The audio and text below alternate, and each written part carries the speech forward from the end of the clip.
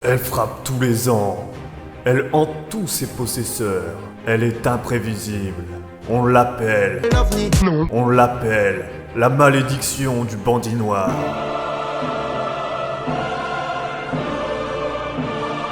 La dernière fois, elle m'avait cassé un doigt. Qu'a-t-elle fait cette fois-ci ?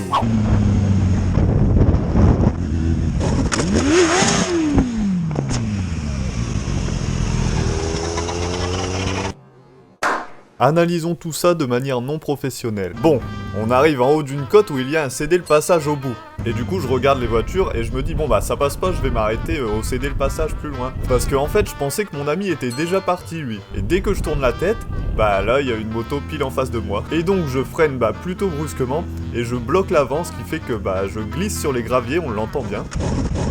Et bim, j'éclate la jambe de mon poteau, ce qui fait que sa moto elle tombe et la mienne aussi, et s'ensuit la chute la plus pitoyable de l'histoire, on dirait un footballeur qui simule pour avoir un penalty. Oh non, je suis tombé, c'est horrible.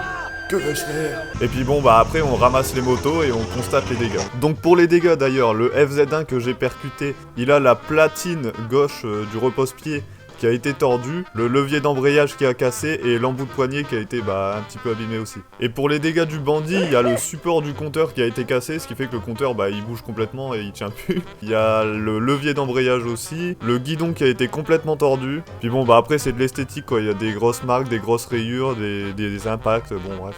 Mais les motos sont roulantes et nous on n'a rien, donc on s'estime quand même chanceux, en quelque sorte. Et évidemment, je payerai les dégâts que j'ai causés au FZ1 de mon ami. Et comme on dit dans ce genre de vidéo, ride safe. Et regardez devant vous.